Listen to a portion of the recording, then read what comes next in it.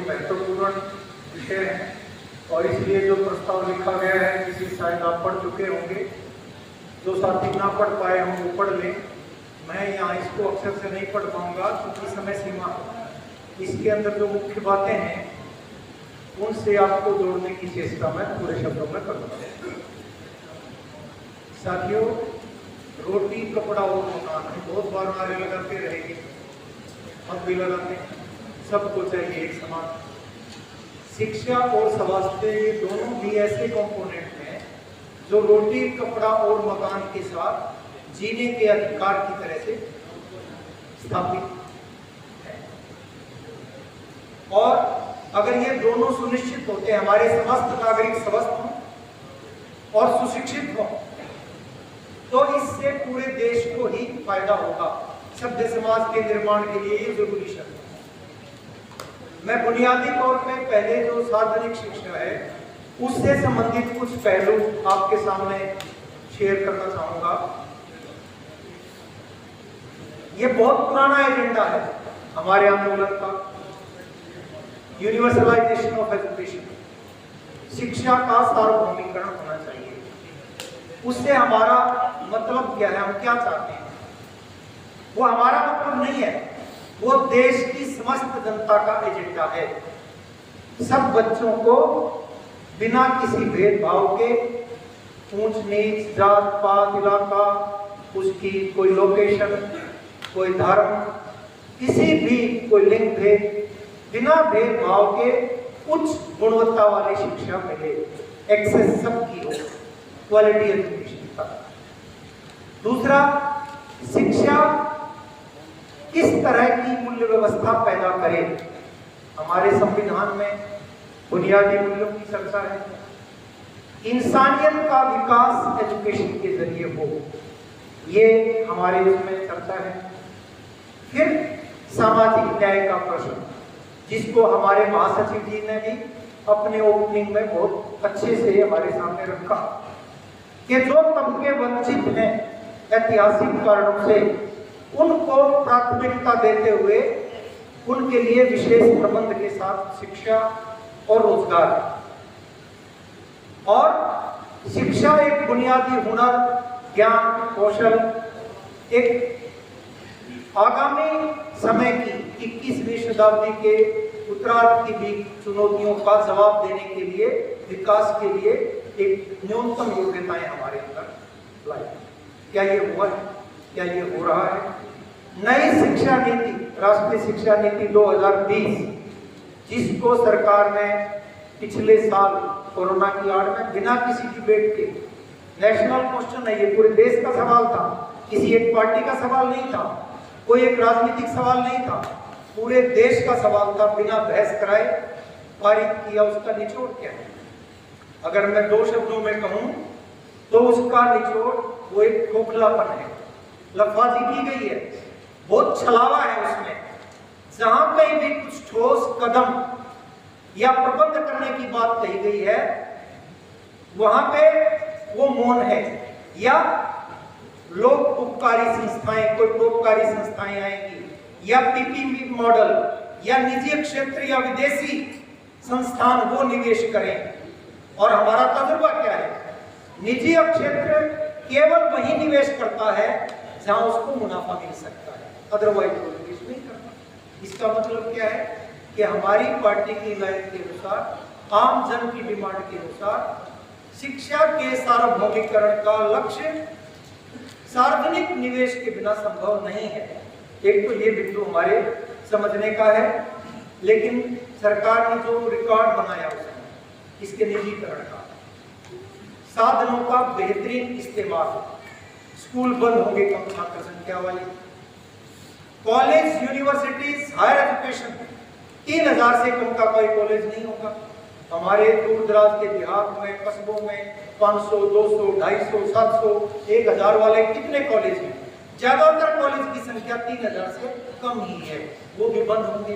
Teachers खर्चा घटाना है, आप कॉन्ट्रैक्ट पे लगाएं, आप अतिथि लगाएं, आप इम्पैनल्ड टीचर लगाएं, या फिर एक नया आ गया डिजिटल ऑनलाइन शिक्षा, या ऐसी संस्थाएं बन गई जो ऑनलाइन पढ़ाएंगे उनको कॉन्ट्रैक्ट दे दें, कुछ चैप्टर्स का दे दें, कुछ एरियाज का दे दें।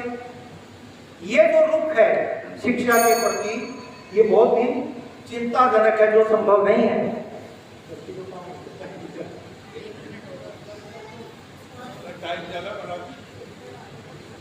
मतलब 2 एरियाज हैं इसमें बड़े, हेल्थ का भी काफी बड़ा एरिया है।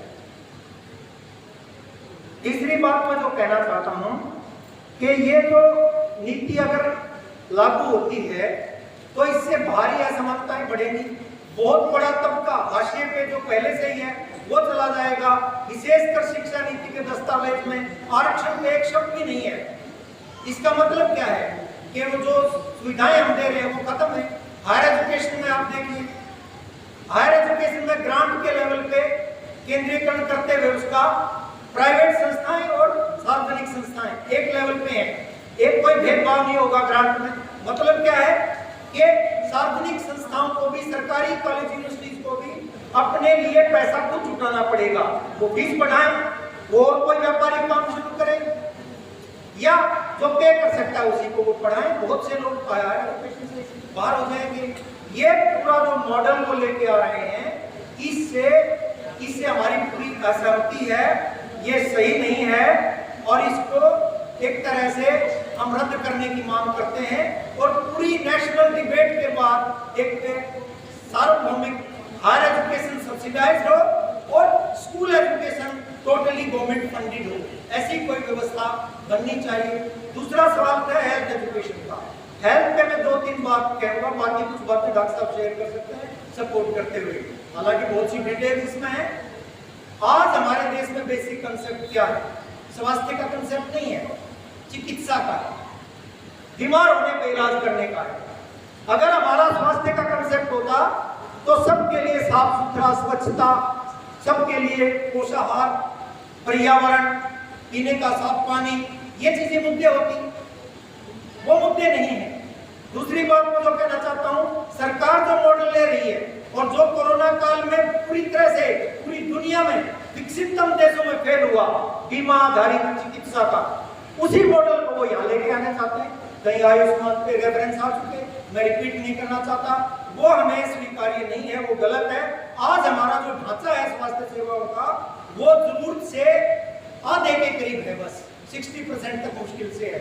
आंकड़े इसके अंदर कुछ दिए गए हैं, उनसे आप देख सकते हैं। अभी परसों ही सरकार ने CHC PHC लेवल का मानक और ऊपर करके, PHC जो 25-30 हजार की आबादी पे बनती थी, वो भी CHC की तरह 1 लाख की आबादी पे करके 1500 पद खत्म कर दिया अभी MPHC के। कारण क्या है? वो चाहते हैं कि ये सारा काम लो पेड वर्कर के तौर पे आशा से करवाया जाए, और आशा को सरकारी कर्मचारी बनाने के लिए तैयार नहीं है, और वहां पर नेटवर्क बढ़ाने के लिए तैयार नहीं है। ऐसी सूरत में मैं समय सीमा की वजह से बात को कंक्लूड करते हुए कहना चाहता हूं कि ये दोनों बहुत महत्वपूर्ण सवाल हैं जो समाज के सभी सेक्शंस के हैं, सभी के, यहाँ तक कि अमीर गरीब सबके हैं। ये अमीर भी नहीं, एक तरह से अगर पूरा ढांचा नहीं होगा तो उनके लिए भी कुछ नहीं बचने वाला है। शिक्षा पूरे समाज का मुद्दा है, और वंचित मार में आएंगे तो सबसे पहले वही लोग आएंगे जो हमारे मूवमेंट में है, हमारी धार में है, जो वंचित हैं, जो पिछड़े हैं। इसलिए हमारी मांग है कि शिक्षा और स्वास्थ्य को प्राथमिकता देते हुए शिक्षा के लिए कम से कम GDP का 6% और स्वास्थ्य के लिए 3%, इस जिम्मेवारी से स्टेट भाग नहीं सकता, उसको ये निभानी चाहिए। और वो नहीं निभाएंगे तो हमारे तमाम मोर्चे CPIM के, वो इनके लिए एक बड़ा जन आंदोलन खड़ा करे। अब एक माहौल है, किसान आंदोलन के माहौल में सब लोग इन बुनियादी सवालों पे भी चर्चा करते हैं। उसके साथ इसको इंटरनलाइज भी किया जा सकता है, इस मुद्दे को इंटीग्रेट करते हुए, जोड़ते हुए एक बड़े आंदोलन की एक तरह से आह्वान ये सम्मेलन आपसे करता है। शिक्षा और स्वास्थ्य को सार्वभौमिक मौलिक अधिकार बनाने के लिए इनकलाब जिंदाबाद। डॉक्टर नबील भैया इसकी सपोर्ट करेंगे, और अगले वक्ता जो है हिसार से हैं, मियाँ सिंह 8 मिनट, क्या रहे।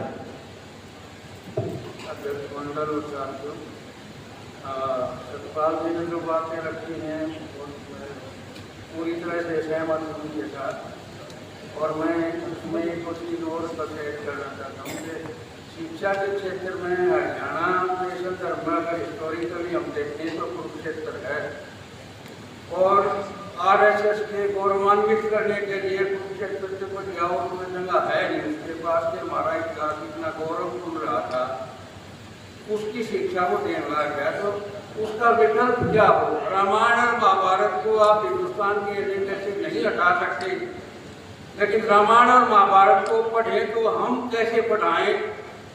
वो रामायण हमें अपनी रामायण और महाभारत और गीता जो है बनानी पड़ेगी, इसलिए उससे तो काम नहीं चल रहा। विकल्प इसका देना पड़ेगा। जैसे कह देना लगा कर दिया अपनी मर्जी से, तो मैंने कई बार कहा था पंचायतों को कि भाई सीता तो स्वयंवर करके मतलब जो है राम चुना था उसने, तो ये क्यों मतलब इसके मतलब सिलेक्शन का वो कर रहा है? तो वो तो वहाँ की पुराने कंटेक्स्ट में भी जो हमारे संदर्भ की चीज़ें हैं उनको हमें देखना पड़ेगा। एक बात तो शिक्षा की जगत में वैकल्पिक शिक्षा की आई है वो बात है, लेकिन रचनात्मक दूसरा पक्ष ये कि हम रचनात्मक देखने में ही आया है साक्षरता आंदोलन में। दूसरी बात मैं कहना चाहता हूँ कि केरल हमारे लिए मॉडल है। पूरे जाके किसान से बाकी मेरी अपील है कि जाके देखें उनका जैविक खेती के ऊपर है, 10 दिन 15 दिन रहे हुए। जब साक्षरता आंदोलन चला था तो इडुक्की जिला है, वहाँ हमारा ग्रुप जो था दयानंद मलिक थे, मतलब 5 जने थे, हम 15 दिन रह के आए थे। जब वो पूर्ण साक्षरता अभियान वहाँ चला और गांव-गांव तक जाके देखा था कि कैसे ये सारा मामला जो है मतलब हुआ था। तो जो वहाँ का मॉडल है, सिर्फ 2 बात कहे कि हमें सोनिया गाँव केरल मॉडल है, उस पर काम नहीं करना, हमें उसको पूरी तरह से देखना पड़ेगा। शिक्षा के जगत में उसमें भी हमें देखना पड़ेगा, स्वास्थ्य के जगत में। शिक्षा पर तो इतना ही मैं कहना चाहता हूँ। स्वास्थ्य पे इतना कहना चाहता हूँ कि इसमें जो आंकड़ा दिया है वो थोड़ा सा है, उसको हम दोस्त कर लेंगे। 25,000 पर PHC कह रहे हैं, तो वो जो मानक है वो 30,000 का, 30,000 की आबादी पर एक PHC होगी। और CHC जो है वो आंकड़ा ये कहता है कि 80,000 रुपये को पर्वतीय इलाके में और 1,30,000 पर मैदानी इलाके में। तो हमारा मैदानी इलाका है तो हमारा 1,20,000 का हम गिनेंगे एक CHC को। आप लोगों से एक ही प्रार्थना, इसमें बाकी चीज़ें तो दे रखी हैं कि अपनी अपनी जगह जाकर अपनी CHC PHC में सब सेंटर में टोली हो किट्स है, इतना ही हमने नहीं टोया। डॉक्टर से जाना तो रोज टोले हैं, बोला वो आ रहा PGIMS में पुराना मरीज आ रहा है, उसका कितने वार्ड में देख लो। शफाश काकर तो PGIMS रोज याद है, फिर PGIMS क्यों तले नजर रहा है इसका हम ये कर सका, इस पर किसी की चिंता नहीं है आज तक। और मैं तो कोरोना को शुक्रिया अदा करता हूँ कोरोना का कि हमारे एजेंडे पर स्वास्थ्य का एजेंडा जो है बना दिया। कम से कम स्वास्थ्य के एजेंडे को एजेंडे के रूप में तो हम देखने लगे हैं, आगे कितना ले जाएंगे वो अलग बात है। और मैं समझता हूँ कि ये लोगों का एजेंडा स्वास्थ्य का जब तक नहीं बनेगा, लोग नहीं मतलब उसको एजेंडे को बनाएंगे, तब तक चीजें नहीं बने। और हरियाणा के कंटेक्स्ट में मैंने वो आंकड़े निकाले थे, एक ही चीज पर मैं कहना चाहता हूँ कि हमारा मानक जो है वो ये कहता है कि एक CHC में एक सर्जन, एक फिजिशियन, एक मेडिटेशियन, एक गायनेकोलॉजिस्ट और एक एनेस्थेटिस्ट ये होने चाहिए, 5 स्पेशलिस्ट। हमारा जो अब तक का सैंक्शन आंकड़ा है उसमें ये पोस्टर ही सैंक्शन करा कि ये पोस्ट रिकग्नाइज नहीं करते कि CHC में ये पोस्ट होंगी। मेडिकल ऑफिसर की पोस्ट है 11 पोस्ट पर ला दिए, 11 में चली जिसमें लाई। स्पेशलिस्ट 27 है आज के दिन में। हरियाणा का जो वेबसाइट है वो ये कहता है कि हमारे स्पेशलिस्ट 27 है रूरल एरिया के लिए, जबकि कम से कम 136 या कितने होने चाहिए। तो वो जब होंगे जब हम मांगा, जब हमारा नहीं होगी कि मेडिकल में जाने की वजह, जो इलाज कलोई में हो सके है वो इलाज। तो एक बार अखबार वाले ने मेरे को कहा कि भाई ये भीड़ थी, वो क्या था, सीन था एक मेडिकल कॉलेज का कि भाई सुबह जब OPD का गेट खुला है तो करोड़ इतनी भीड़ जा है उसमें। तो अखबार वाले ने मेरे को फोन किया कि इसका क्या इलाज है? कोई इलाज नहीं। डॉक्टर दरिया कहते कोई इलाज नहीं था। मगर वो इसलिए है कि जो इलाज PHC में होना था या सब हेल्थ सेंटर में होना था या कलोई के CHC में होना था, वो इलाज अगर मेडिकल कॉलेज में होगा तो या भीड़ का कोई इलाज नहीं हो सकता। पूरे की उसको ताकतवर बना के ताकि वहाँ इलाज हो, ताकि मेडिकल कॉलेज में तो रेफरल केसेस जाए सिर्फ। तो मैं सिर्फ इतना ही है कि अपनी बात खत्म करना चाहता हूँ कि ये आज का दिन ये एजेंडा बहुत बड़ा एजेंडा है और शिक्षा स्वास्थ्य का, और मैं समझता हूँ कि लोगों को